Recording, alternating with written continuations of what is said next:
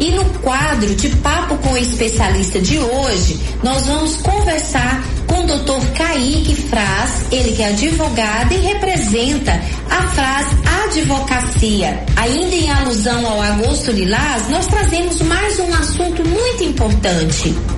Vamos falar sobre situações que geram dano moral às mulheres segundo decisões do STJ.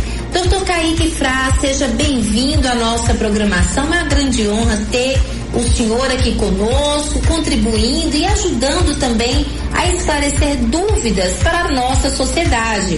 Dr. Kaique, o que significa exatamente o dano moral e como ele é reconhecido pela justiça brasileira? Nós gostaríamos que o senhor também falasse o porquê que o STJ tem papel tão importante nesse tipo de definição. Olá, Érica. Olá, ouvintes da Jovem FM. Muito obrigado pelo convite. Me chamo Kaique Fraz. Então vamos lá. O dano moral, ele acontece quando alguém sofre um prejuízo emocional ou à dignidade por causa de uma ação injusta de outra pessoa.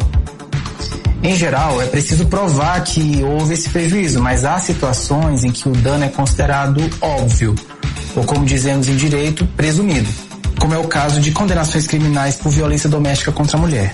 Bom, o STJ não cria o conceito de dano moral, ele interpreta a lei para garantir que ela seja aplicada corretamente.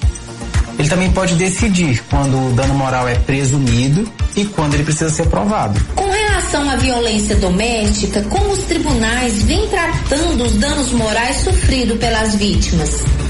No tema repetitivo 983, o STJ entendeu que em casos de violência doméstica contra a mulher, a vítima tem direito à indenização por danos morais sem precisar provar que sofreu qualquer abalo emocional. Essa regra, ela orienta os tribunais de todo o país, trazendo mais celeridade e segurança jurídica para esse tipo de caso. O Supremo Tribunal de Justiça reconheceu o chamado estelionato sentimental como causa de um dano moral. O que caracteriza essa prática e como ela é julgada? Bom, o estelionato sentimental é o nome que a mídia e a jurisprudência têm dado à conduta daquele que abusa da confiança e do afeto do seu par romântico para obter alguma vantagem patrimonial. Não se trata de um novo crime, mas sim de uma manifestação de um crime já existente, que é o famoso ou o infame artigo 171, o estelionato. Para sua configuração é necessário que se verifiquem 3 requisitos: uma obtenção de vantagem ilícita em prejuízo alheio, o emprego de artifício, ardil ou qualquer meio fraudulento e o induzimento ou manutenção da vítima em erro. Essa prática, em regra, é julgada pelas varas criminais, mas se a vítima for mulher, o crime pode ser processado pela vara especializada no combate à violência doméstica, o que atrai os rigores da Lei Maria da Penha. Por exemplo, o réu por violência doméstica, ele não pode se valer dos benefícios como transação penal, suspensão condicional do processo, e nem o juiz pode condená-lo a uma pena de pagamento de meras cestas básicas ou prestação exclusivamente pecuniária. Dr. Kaique Fraz, ele que é advogado e representa a Fraz Advocacia, esclarece dúvidas para os nossos ouvintes e contribui com excelência na programação de hoje no quadro de Papo com o Especialista. Dr. Kaique, a chamada pornografia de vingança é uma situação cada vez mais comum. Poderia explicar brevemente o que é a pornografia de vingança e como é a responsabilização dos envolvidos nesse caso? A pornografia de vingança é uma das manifestações do crime do artigo 218-C do Código Penal.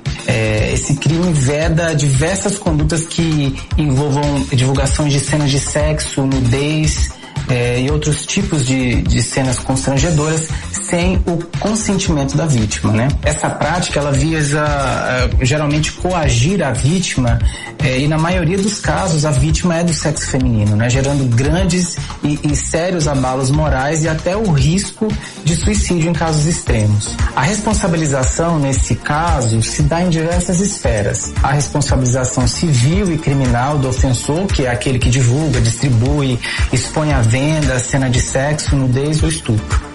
Por outro lado, se o crime for praticado por meio digital, também será possível a responsabilização da plataforma digital em que o conteúdo foi disseminado.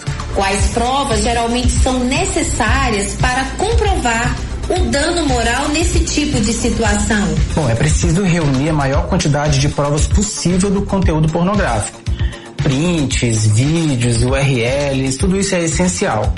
Há na internet, inclusive, ferramentas que possibilitam o registro de provas digitais com validade em processos judiciais, o que torna mais difícil até a defesa da parte contrária. Nós também queremos saber o que uma mulher deve fazer ao se sentir vítima de uma dessas práticas. Nesse caso, é necessário que a vítima reúna as provas e registre o boletim de ocorrência, para que haja uma investigação e posterior ação penal contra aquele que divulgou as cenas, né? Também é essencial que se busque um advogado especialista em direito digital, para que ele faça imediatamente a notificação extrajudicial necessária para a derrubada do conteúdo criminoso e, eventualmente, para processar a plataforma digital que permitiu a divulgação do material pornográfico. Além da indenização, que outros direitos ou medidas podem ser garantidos? Em se tratando de violência doméstica familiar, além da responsabilização do ofensor e das plataformas, cabe o deferimento de medidas protetivas de urgência que obrigam o agressor e que resguardam a vítima.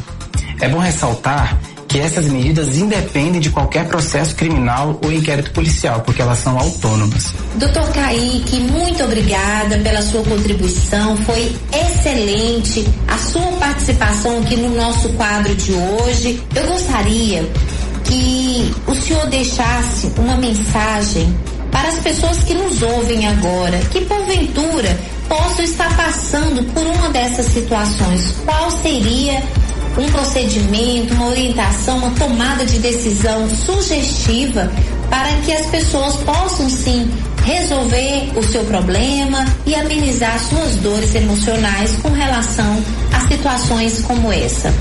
Bom, a mensagem que eu deixo é: você não está sozinha. Estar em situação de violência ou coação deve ser vergonhoso somente para o agressor. Conte com os mecanismos de proteção oferecidos pela legislação e, sobretudo, conte com a advocacia para fazer valer os seus direitos. Não se cale. Agradecemos a contribuição do Dr. Kaique Fraz no quadro Papo com Especialista aqui do Alô Empresário, transmitido para todos os ouvintes da Rádio Jovem FM.